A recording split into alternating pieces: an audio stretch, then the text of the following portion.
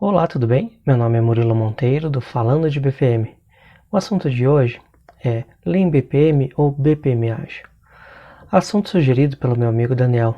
Obrigado, Daniel. Vamos começar pelo ciclo de vida do modelo tradicional e do modelo ágil.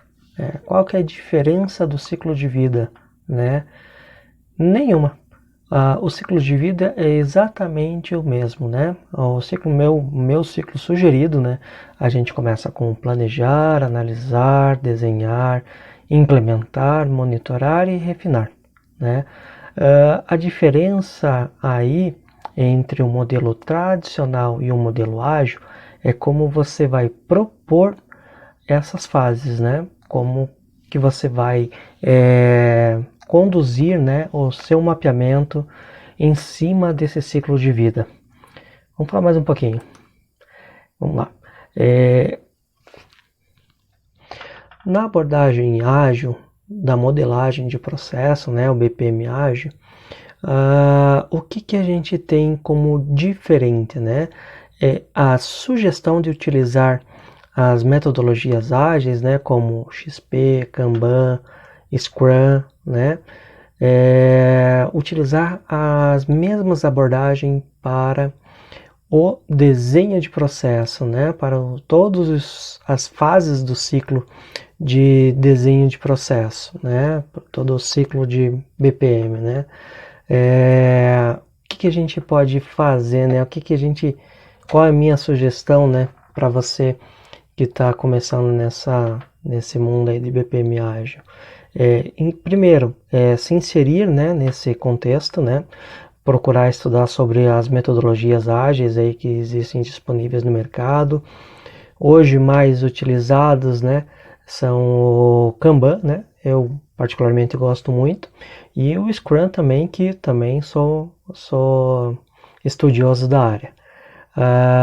Mas aqui para o nosso contexto, né, de BPM, a minha sugestão, né, é mais focado em backlog de processo, né, você inserir essa característica para o teu processo, né, colocando um backlog de processo e backlog de sprint, né. Também é interessante você ter, né, já mapeado quais são as suas ferramentas, né, a sua toolkit. O que você entrega, né? Quais são os seus entregáveis possíveis, né? Como você começa com as is, passa para o to be, em cima desse as is e to be você já pode fazer uma matriz GUT, né? Uma matriz de responsabilidade, um diagrama de detalhamento de processo, né? E atividades. Quais são as ferramentas quais são os artefatos que realmente você entrega junto com o seu mapeamento de processo, né? Junto disso, a gente também insere o conceito de priorização de backlog, né? E também aí é um conceito que já uma forma, né, de mapear processos que eu já venho desde o tradicional, que é fazendo imersões, né, com a área e fazendo uma modelagem colaborativa, né? E como colocar isso na prática, né? Como que a gente pode colocar o BPM ágil, né, no nosso dia a dia? Bom, vamos lá. Cria um backlog de processos, né? Você tem que ter bem certo quais são os processos, né, que você precisa fazer esse mapeamento. Pelo menos o nome dos processos você tem que saber, né? Feita essa priorização, eu já estou falando no próximo passo. Feito esse backlog de processo, sente com o seu cliente e faça a priorização desse backlog, né? Criada essa priorização do backlog, junto com aquele passo anterior que eu falei, né, de você saber qual é a tua toolkit, né, quais são os teus entregáveis, junto disso você vai fazer as sprints, né, sprint de processo, ou release, né, e aí também você vai determinar qual é o tamanho ideal para para essa sua sprint, né? Com base, claro, nos entregáveis que você vai fazer. diz as boas práticas, né, que tá entre ali 15 dias, né, um mês, mas vai depender do teu dia a dia, né, como a sua empresa se comporta, como o seu cliente se comporta, como que você agrega valor rapidamente para o seu cliente, né, esse tamanho ele é ajustável e não tem um número mágico, né, não existe isso.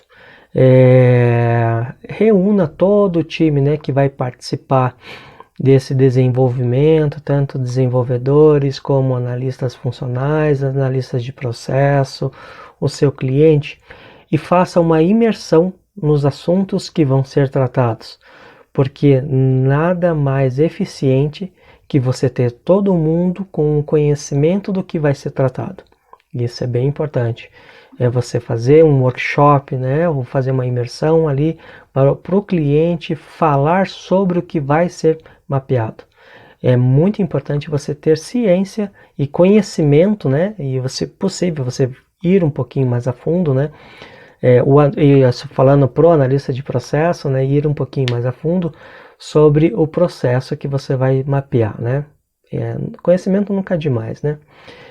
Realize aí mais uma vez uma sugestão, né? Nada que eu estou falando aqui é obrigatório, mas realize os seus desenhos de processo de uma forma colaborativa, né? A gente tem várias ferramentas que permitem fazer isso hoje em tempos de pandemia, né? Você pode abrir o Teams, pode abrir o Google Meet e fazer essa modelagem junto com o seu cliente, né?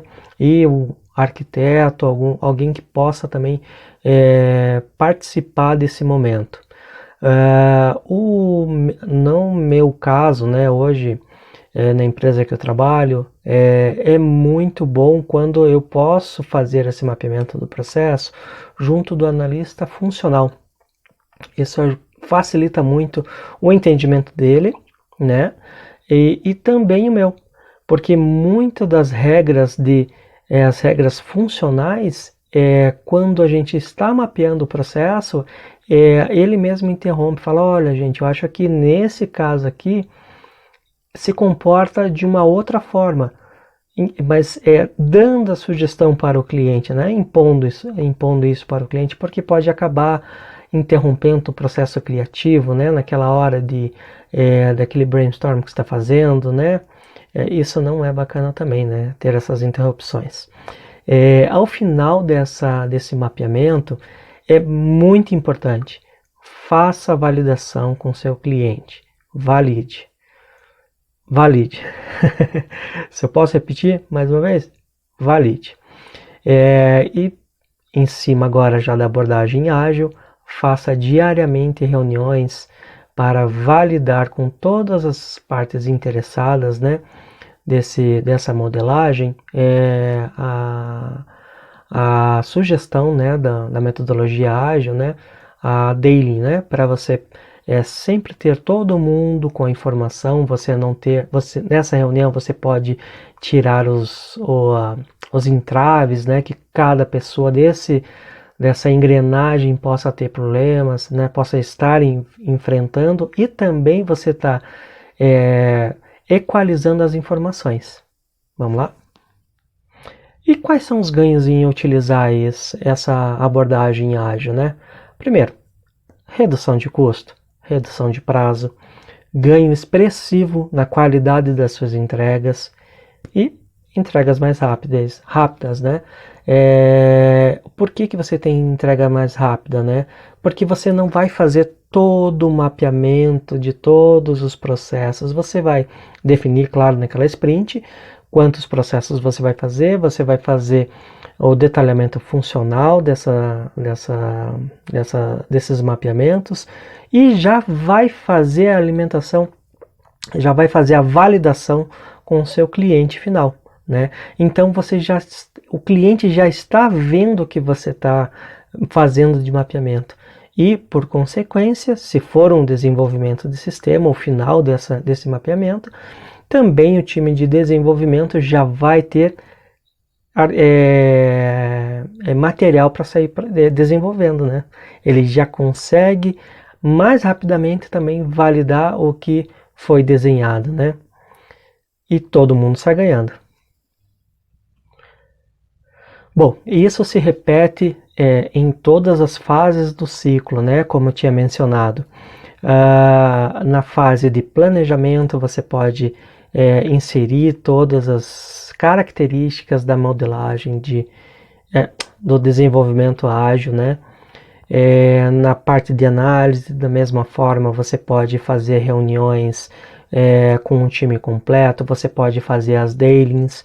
Na parte do desenho de processo, foi que a gente acabou de mencionar, né, que eu acabei de falar sobre como colocar em prática, né, o BPM ágil, né, na parte de implementar o processo, né, mesmo não sendo um desenvolvimento de sistemas, né, a implantação desse processo por muitas vezes, né, ele não é tão simples, então ele precisa ter uma alimentação, né, diária de informações, e nessa alimentação diária de informações você pode também realizar essas reuniões diárias, né, na parte de monitoramento, né, dos processos implantados, tenha sempre o seu cliente junto de você, e também da mesma forma é possível fazer o uso de metodologia ágil nesse processo. E não diferente do refinamento, né? Refinamento você pode também e deve utilizar de ferramentas ágeis nesses passos, né?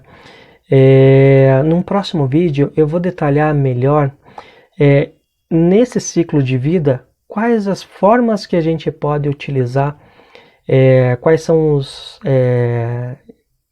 entregáveis, né, que a gente pode fazer utilizando a metodologia ágil, né? Uma sugestão, né? Claro, tudo que eu falo aqui é sugestão.